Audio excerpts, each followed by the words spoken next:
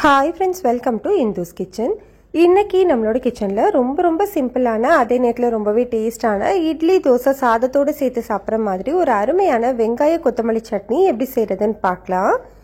இந்த மாதிரி சட்னி அரைச்சு நல்லா சூடா இட்லி கூட நல்லெண்ணெய் விட்டு சாப்பிட்டு பாருங்க. டேஸ்ட் அவ்வளோ சூப்பரா இருக்கும். இதை செய்யறதுக்காக கடாயில 2 டேபிள் ஸ்பூன் எண்ணெய் சூடு பண்ணிட்டு இது கூடவே 2 டேபிள் ஸ்பூன் அளவு உளுந்து சேர்த்துக்கோங்க. உளுந்து வந்து நல்லா பொரிஞ்சு வந்ததுக்கு அப்புறமா இதுல 2 பெரிய வெங்காயம் நீளமா கட் பண்ணிக்கோங்க. இது கூடவே 8 பல்லு பூண்டு சேர்த்துக்கோங்க.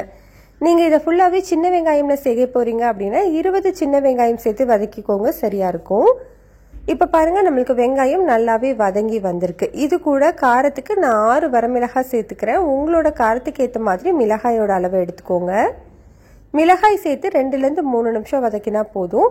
இப்போ இது கூடவே அரை கைப்பிடி அளவு கொத்தமல்லி சேர்த்துக்கலாம். கொத்தமல்லி வந்து இந்த மாதிரி தண்டோட சேர்த்துக்கோங்க, அப்போதான் சட்னி நல்லா வாசமாகவும் டேஸ்டாகவும் இருக்கும்.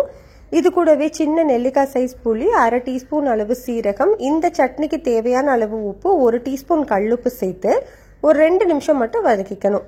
இந்த அளவு வதக்கினதுக்கு அப்புறமா ஸ்டவ் ஆஃப் பண்ணிடுங்க. இந்த சூட்லேயே அது நல்லா வதங்கி வந்துடும். இதெல்லாமே கம்ப்ளீட்டாக ஆறட்டும். ஆறினதுக்கு அப்புறமா இதை நம்ம மிக்சி ஜாரில் மாற்றிக்கலாம்.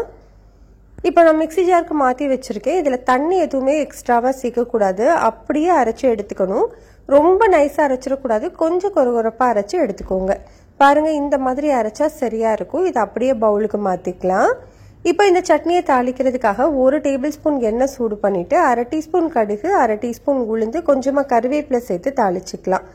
அவ்வளோதான், நம்மளுக்கு சூப்பர் டேஸ்டான வெங்காய கொத்தமல்லி சட்னி ரெடி ஆகிடுச்சு. ட்ரை பண்ணி பாருங்கள், ரொம்ப டேஸ்ட்டாக இருக்கும். பிடிச்சிருந்தா லைக், ஷேர், சப்ஸ்கிரைப் பண்ணிக்கோங்க.